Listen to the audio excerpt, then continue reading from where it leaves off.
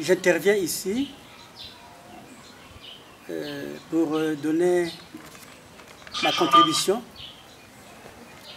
à tous ceux qui réfléchissent sur la proposition faite par l'opposition au titre. La demande des États généraux de la nation. Et j'interviens en tant que président du parti politique La Devise. Nous avons, depuis un certain temps, amorcé l'aventure politique, aventure au sens noble du terme. Aventure au sens où nous considérons que nous ne marchons pas sur des sentiers battus, mais que nous devons inventer, trouver de nouvelles formes. Le Congo est un pays qui jusqu'à présent bégaye. Sans les mêmes choses qui reviennent, les mêmes personnes qui reviennent pour refaire la même chose qu'avant. Ce n'est pas possible. Il faut explorer d'autres voies. Et nous, dans La Devise, nous avons pensé qu'il fallait aller plus loin dans ce que nous avions ici au Congo amorcé. Et quand nous avons pris à notre compte cette proposition de la doctrine sociale de l'Église qu'on appelle le développement humain intégral. Et que nous appelons, nous, intégralisme. C'est-à-dire rechercher de façon systématique à intégrer les différents, tout ce qui est élément de la totalité. La totalité du peuple, la totalité de l'univers. Les confrontations doivent être un moyen, une méthode et non pas une fin. Là, j'ai résumé un peu notre position. Et pour que vous nous situiez vous-même à partir de cette idéologie dans la façon de vivre l'opposition aujourd'hui. Nous sommes de l'opposition et notre parti est né dans l'opposition. Ce n'est pas une opposition de forme. Ce n'est pas un égo que j'incarnerai qui a rassemblé un certain nombre de personnes autour de lui et pour se faire connaître, se faire non. Nous avons créé ce parti après une longue maturation, une longue macération de la matière politique au Congo. Donc nous sommes nés dans l'opposition. Ce n'est pas pour chasser celui qui est là, mais c'est déjà pour éclairer le peuple, parce que c'est le peuple qui doit prendre ses responsabilités. C'est le peuple qui doit être notre interlocuteur premier. Donc, nous sommes là pour organiser le peuple souverain. Et c'est ce à quoi La Devise s'emploie. Donc, nous ne visons pas d'abord la participation à des plateformes. Nous nous adressons d'abord au peuple. Conscientiser notre peuple qui, depuis longtemps, a été abruti. Et jusqu'à présent, l'opération d'abrutissement se continue. C'est devenu presque un programme de gouvernement. Abrutir le peuple pour qu'il n'y ait pas de débat. Et donc, pour qu'il n'y ait pas, pour que le niveau démocratique soit tellement bas que ce sont les bornes qui deviennent rois dans le pays des aveugles. Donc, quand nous sommes nés, nous avons trouvé une opposition. Quand notre parti est né, La Devise, ce parti a trouvé une opposition. C'est l'opposition qui existe en ce moment. Mais comme nous sommes nés en réfléchissant, nous avons trouvé qu'il y avait une certaine différence de conception, même dans la façon de gérer l'opposition. Parce que qu'est-ce que nous avons observé? Que les gens ne s'opposent pas pour des idées dans l'intérêt du peuple. Et les gens s'opposent sur la façon de partager, non pas les richesses dans le pays, mais de partager le gâteau entre gens qui se considèrent comme c'est eux les leaders, les étoiles du pays et tout ça. Ils ont été là. Donc, ce sont la guerre, c'est ce que j'appelle, ou qu'on peut appeler la guerre des égaux. Alors, c'est ce qui fait aussi que, moi, en ce qui me concerne, je n'ai pas cherché à d'abord me faire un nom dans le pays. Il y a des gens qui disent, ah, la Bayangissé se cache. Le problème, ce n'est pas moi. Et je voudrais continuer à vivre ce qu'on nous apprend dans l'Église. C'est-à-dire qu'un prêtre, un serviteur de Dieu n'est pas là pour se mettre en avant.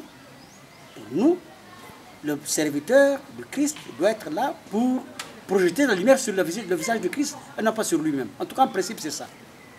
Donc le problème, ce n'est pas moi. Il y a des gens qui disent la Bayangissé. Non, le problème, ce n'est pas la Bayangissé. Nous sommes là au milieu du peuple, au milieu des nôtres. Et nous vivons les conditions qui sont les nôtres.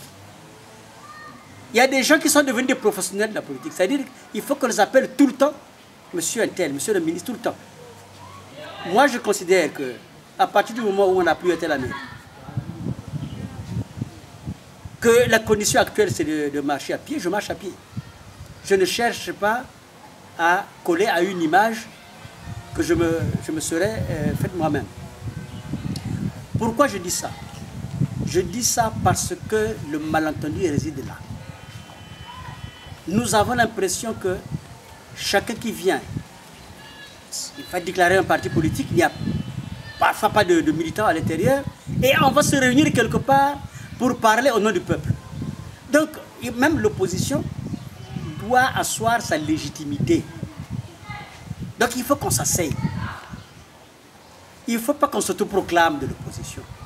Il y a des gens qui sont dans la majorité présidentielle. On pourrait dire que c'est de l'autoproclamation parce qu'en fait, ils sont là-bas parce qu'il faut participer. Ils disent qu'il faut participer au pouvoir, il faut qu'on soit là. Mais quand ils sont là pour regarder leur propre part. Est-ce qu'ils sont bien servis, c'est tout. Donc ce n'est pas dans l'intérêt du peuple.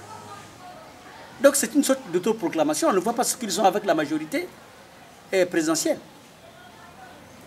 Parce que pour un simple problème de poste, ils peuvent basculer, aller dans l'opposition. Non.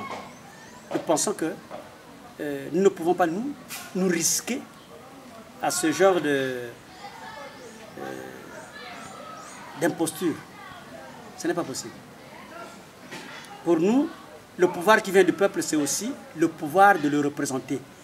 Si on fait de l'opposition, si nous allons parler au nom de cette grande majorité qui n'est pas contente, il faut que nous-mêmes, nous soyons légitimes.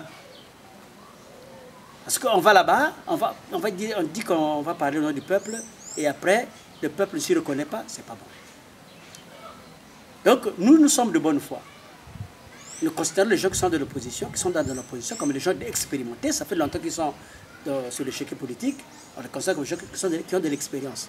Mais seulement, nous les écoutons, nous les regardons.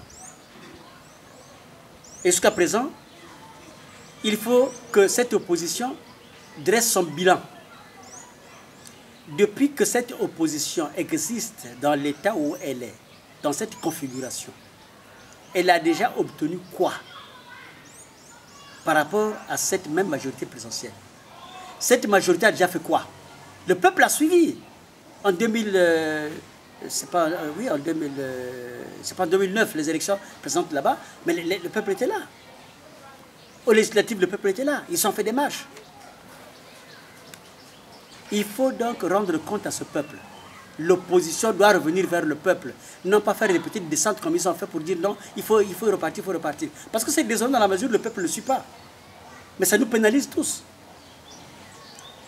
Donc, c'est les états généraux de l'opposition. Il faut dire pourquoi faire.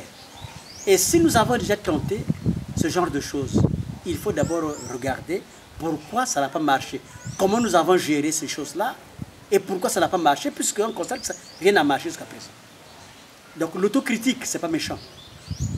Nous ne la demandons pas seulement au pouvoir, mais nous-mêmes, ceux qui se revendiquent de l'opposition, faisons de l'autocritique. Parce qu'apparemment, bon, celui qui veut assiste à telle chose, qui veut accepter le poste, et puis on revient de l'opposition, ce n'est pas comme ça. Il faut qu'il y ait des règles de jeu précises.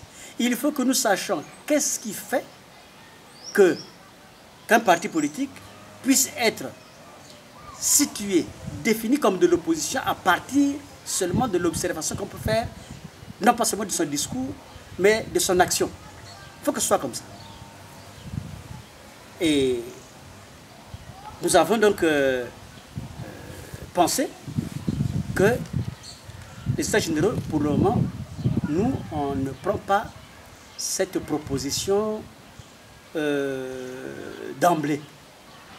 Ne prenons pas cette balle au bond. D'autant plus que nous-mêmes,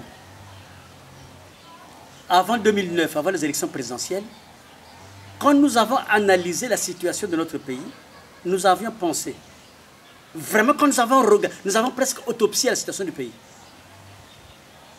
Nous avons pensé que ce qui s'imposait chez nous, c'était une palabre nationale pour la paix intégrale. Bon, il y a des gens qui peuvent dire, ah, intégral, c'est pour ti. Non. Intégral, de toutes les façons, le développement intégral, ce n'est pas nous qui avons trouvé, c'est l'Église. Et l'Église, ce n'est pas quelqu'un. C'est une communauté. Donc, prendre cette idée, ce n'est pas faire honneur à telle personne.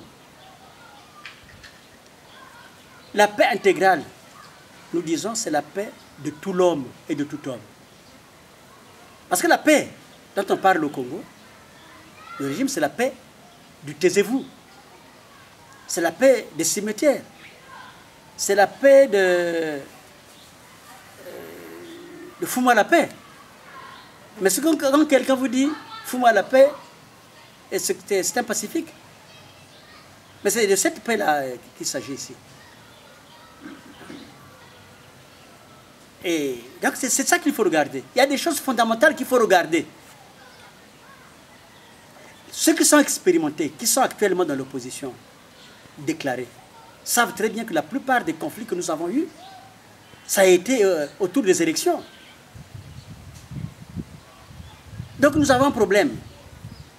Si nous déclarons dans notre Constitution que le pouvoir ne doit pas être conquis par la voie des armes, par le moyen des armes, il faut aussi dire que dans notre comportement, nous ne devons pas faire en sorte, si ce n'est pas inscrit dans la Constitution, que le pouvoir soit conservé par le moyen des armes. Parce que c'est aussi pernicieux que c'est pas possible de vivre ça. C'est malicieux cette histoire-là. On dit on ne peut pas accéder au pouvoir par le moyen des armes, mais on veut conserver le pouvoir par le moyen des armes. Et ce qui se passe chez nous. Donc toutes les élections se passent sous une atmosphère de chantage, de peur. Le peuple a peur. Est-ce que celui qui a peur est en paix? Donc nous avons dit qu'il faut regarder les choses de fond. Et cette opposition savante, puisqu'il y a des gens savants dedans, des gens érudits, considère que cette proposition qui venait de nous, petit parti, il y a ça, il vaut quoi? Il pèse quoi? Ça n'a pas été retenu. On n'y a prêté aucune attention. Or, pour nous, la démocratie, c'est ça aussi. La démocratie, c'est faire en sorte que même des minorités soient écoutées. Nous avons déposé cette proposition chez beaucoup de leaders du parti, de l'opposition. La lettre ouverte au chef de l'État, dans laquelle nous avons demandé la palabre nationale pour la paix intégrale, cette lettre a été publiée dans les journaux de la place. Et le texte a été déposé chez ces aînés de l'opposition. Ils n'ont pas réagi parce que certainement qu'ils nous regardent de haut. Moi, c'est ce que je considère. Ils nous regardent de haut. Alors maintenant, je ne vois pas comment est-ce que ces états généraux-là sont plus pertinents que ce que nous avons demandé. Ce n'est pas une histoire de poids, de je ne sais pas quoi, mais nous disons en quoi c'est plus pertinent. Et il faut aussi remarquer qu'en 2009, quand nous avons fait cette proposition, cette opposition est allée aux élections. Ils ont été candidats. Déjà là, nous n'avons pas compris. Ils auraient pu même sans nous conclure que ce n'était pas possible à partir de ce qu'ils avaient déclaré après la concertation d'Ivo, parce qu'on a lu les journaux ici. On a lu les journaux. Ces partis politiques qui avaient cru bon de participer à la concertation d'Ivo ont dénoncé le comportement du pouvoir. Que même ce qui avait été décidé à Ivo n'avait pas été respecté. Comme conclusion à ce constat, participation aux élections. Et ceux qui avaient condamné, ceux de l'opposition qui avaient condamné leurs collègues qui avaient accepté de participer à la concertation des votes, même ceux-là se sont retrouvés candidats. On s'est dit, c'est peut-être stratégique, on verra bien. Mais qu'est-ce qui s'est passé? Nous avons un grand candidat qui s'est présenté dans son fief, à Gamboma, et on apprend qu'il y a eu des violences là-bas. Il y aurait même eu des coups de feu. Mais tout ça pour en arriver là. Mais si on avait regardé ces conditions-là, si on avait regardé ce que nous avons proposé sur la conférence, la palabre nationale pour la paix intégrale, c'est tout ça qu'il fallait voir, parce que nous savons que ça se passe comme ça. Et heureusement que ça n'a pas dégénéré. Parce que souvent, c'est des choses locales qui dégénèrent, qui deviennent nationales. Heureusement que ça ne s'est pas passé comme ça. Mais même s'il y a eu seulement une seule personne de morte, c'est grave. Alors nous disons, mais pourquoi nous allons recommencer des recettes qui n'ont pas fait leur preuve? Et donc nous ne sommes pas dedans. Les stages généraux pour l'opposition, nous ne sommes pas dedans. De toutes les façons, on ne nous a pas appelés. Et nous continuons à faire notre travail dans la devise, c'est-à-dire à conscientiser le peuple. De continuer à faire notre travail. Qu'eux fassent ce qu'ils font. De toute façon, ce qu'ils font là-bas, faute de légitimité, ça va aussi se vérifier sur le terrain. Parce que s'ils ne sont pas légitimes au départ, cette légitimité va se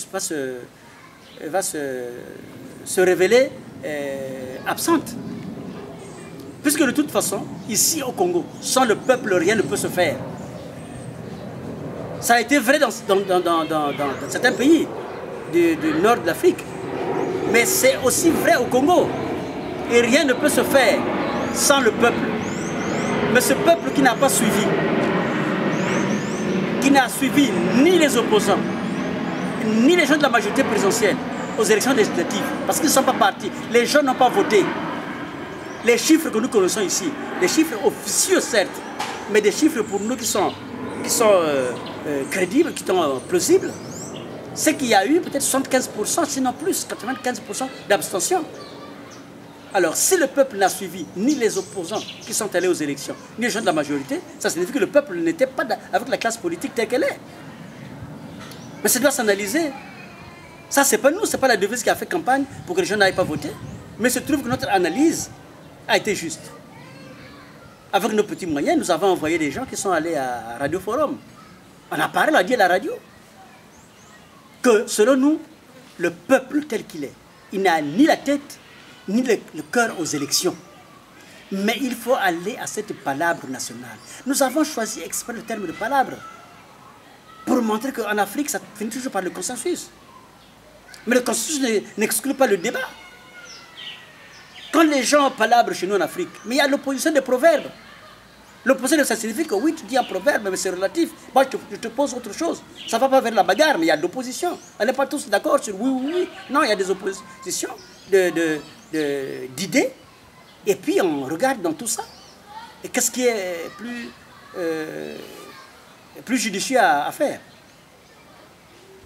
Et donc, nous sommes dans cette différence. Nous sommes de l'opposition, pas par rapport aux autres. Nous sommes de l'opposition par rapport à la pratique du régime. Mais ça, c'est autre chose. Nous pouvons détailler ce qui, selon nous, ne marche pas. Nous pouvons le détailler, mais ça, c'est autre chose. Pour le moment, nous sommes dans le problème propre à l'opposition. L'opposition n'a plus droit à l'erreur. Et nous devons faire en sorte que le peuple se retrouve dans ce que nous faisons. Ce n'est pas la devise, que la devise soit absente de cette plateforme-là, ce n'est pas ça le problème. Le grand problème, c'est qu'il ne faut pas que le peuple, psychologiquement, soit absent. C'est ça le problème.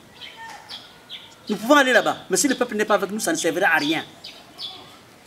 Mais nous pensons qu'actuellement, le peuple n'est pas présent dans ce que nous faisons.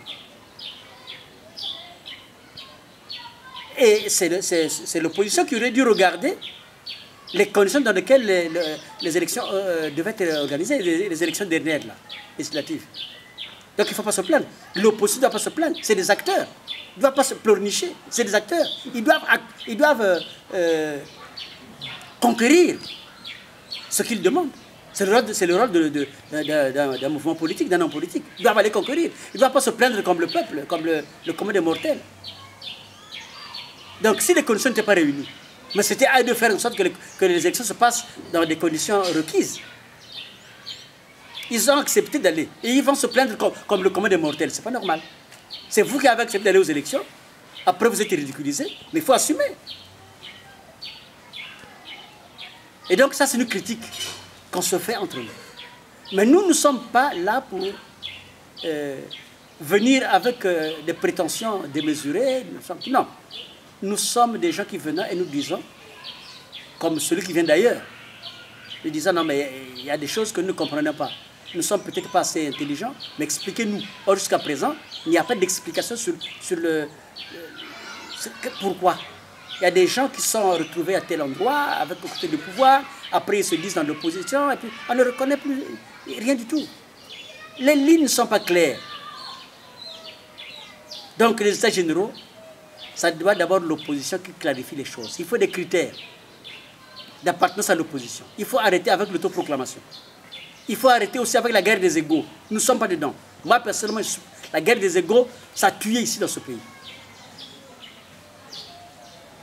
Les gens qui sont venus de France, là, parmi nos premiers étudiants congolais, la vague des Matsokota et tout ça, qui sont revenus de France, ils sont revenus avec leur conflit d'ego là-bas, ils sont revenus ici, ben, ça a été mortifère.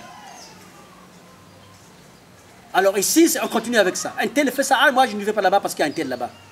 On n'arrive pas à s'élever. Et on dit qu'on est des cadres. Mais un cadre doit être capable aussi d'encadrer les gens. Hein? Un cadre ne doit pas être hors cadre là. Les choses se passent ici, ils sont en train c'est des égaux. Mais c'est pourquoi faire? Et ça vient jusqu'ici. Quel est son petit parti? Non, c'est un tel qui a dit ça, donc moi je ne prends pas ça. Et moi personnellement, je ne suis pas entré en politique pour imiter je ne sais pas qui. Non. Je suis entré en politique. Ceux qui me connaissent depuis le grand séminaire savent que j'avais demandé à quitter le séminaire pour ça. Donc j'aurais pu ne pas devenir prêtre. C'était possible. Le recteur, mon ancien recteur, à ce moment-là, il est français, il est là à Paris. Donc s'il ne m'avait pas dit non, mais je serais sorti. Donc ce n'est pas parce que je suis prêtre que je vais faire la politique. Ceux qui étaient là avec moi au séminaire le savent. Ils sont là, dans la nature. Et ceux qui sont prêtres aussi le savent. Mon soeur Batandou le savent, il le sait. Donc ce n'est pas un positionnement personnel. C'est une compréhension du salut. Je ne demande pas que tout le monde devienne catholique. Mais je m'appuie sur ma catholicité pour développer cette conscience de l'autre. Que je prenne de plus en plus conscience de l'homme intégral, c'est-à-dire de l'humanité dans ses différentes, soifs d'épanouissement. Et je considère que la politique, c'est un lieu redoutable. Je considère que les attributs qu'on donne à l'homme politique sont des attributs divins. Et que donc, il ne faut pas laisser trop, c'est trop dangereux. Ici, on voit comment les gens sont ratés. Des gens qui meurent pour simple palu. Donc, il y a le destin des gens qui est complètement détourné parce que tout simplement, il y a quelques individus qui considèrent que c'est à eux.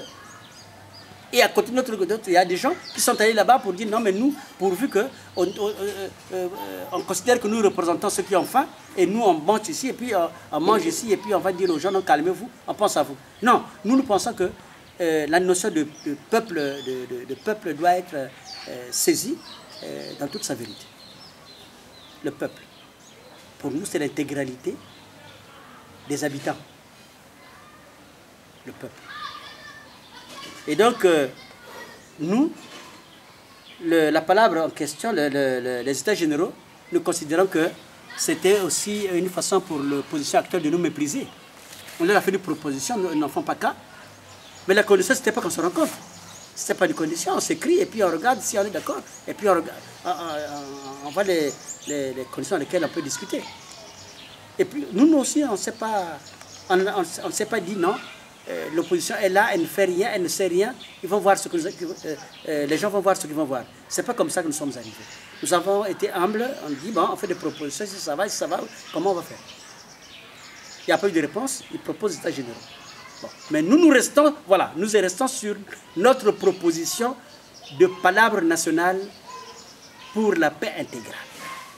Vous qui me suivez, vous qui m'entendez, c'est à vous de juger. Pour nous, il faut que les gens s'asseyent pour regarder cette question, puisque les guerres qui arrivent au Congo sont consécutives à quelque chose, à une certaine conception. Il faut regarder ça. Nous sommes un pays curieusement divisé. Je ne dirais pas que les gens qui sont là appliquent le principe de diviser pour régner, mais je dirais que ce sont des gens qui, pour régner, divisent. Pour régner, ils veulent régner, mais pour cela, ils divisent. Ils ne divisent pas avant pour régner après. Non, ils règnent et puis ils divisent. C'est ce qu'ils font. Aujourd'hui, le peuple est en 1000 morceaux. Les gens sont incapables de penser la même chose. Aujourd'hui, c'est impossible de défendre le droit des travailleurs. Parce que nous avons des syndicats qui sont divisés, complètement déconnectés du peuple. Et les gens sont découragés. Il faut que l'opposition ait conscience de tout ça. Parce qu'une opposition qui continue à utiliser des méthodes qui n'ont pas donné qui n'ont pas donné fait de preuve, pour moi, ça devient suspect. Voilà. Vous savez que ça ne marche pas, vous continuez. Ça devient suspect. Donc, je peux considérer que c'est une manière de dormir les gens, à moins que vous ayez eu des problèmes personnels dans lesquels vous entraînez tout le monde. Pour nous, ce n'est pas ça. Voilà, il faut que l'opposition fasse son bilan. Il faut que l'opposition fasse le bilan. Donc, nous restons sur l'idée de la palabre nationale. Donc, sans exclusive. Palabre parce qu'en allant à cette rencontre, nous devons avoir conscience qu'il faut que nous sortions à tout prix avec un consensus. À tout prix. Mais ce n'est pas un consensus sur le blabla. C'est un consensus sur les textes. L'interprétation des textes. Le pays s'est donné des textes. Le premier texte sacré, c'est la Constitution. Quelle interprétation nous faisons de la Constitution pour l'appliquer de telle ou telle manière? Après, il y a des lois. On regarde ces lois et puis on regarde comment les appliquer. C'est tout de tout ça. Et qu'est-ce que nous voulons dans notre pays? Regardons tout ça. Là, je ne me situe pas face au pouvoir, mais à côté des gens de l'opposition,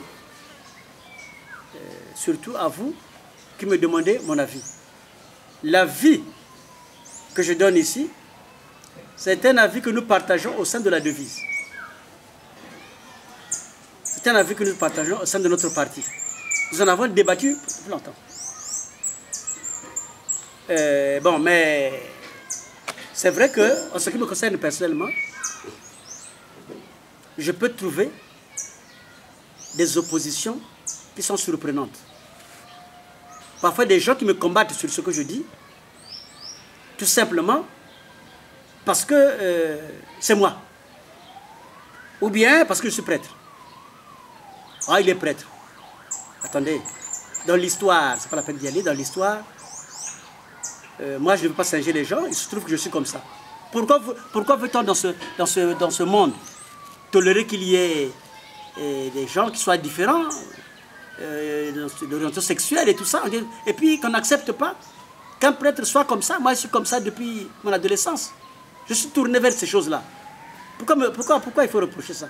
Parce que ça se passe en Afrique. L'abbé Pierre, qui disait même qu'il fallait casser la gueule aux riches. Ben, il était vénéré en France. Lui, il était moine, il est sorti du monastère. Mais il avait même été député. Regardez dans les archives, l'abbé Pierre avait été député. Et puis, ailleurs aussi, il y a eu des choses comme ça. Je ne le sais pas, mais il se trouve que de temps en temps, il y a des... Parce que la sensibilité,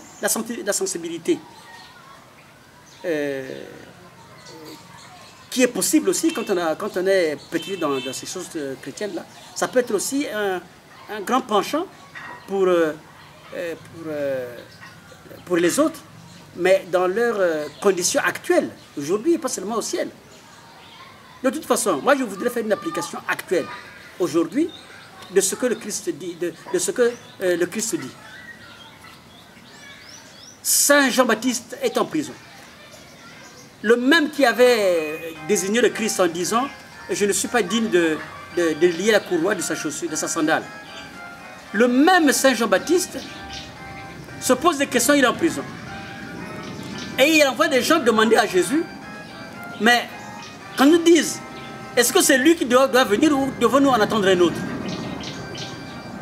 Mais ce sur quoi je voudrais attirer votre attention, ce n'est pas sur ce fait-là, mais sur la réponse du Christ. Il dit, mais il n'a pas dit, il a dit, les aveugles voient, les boiteux marchent.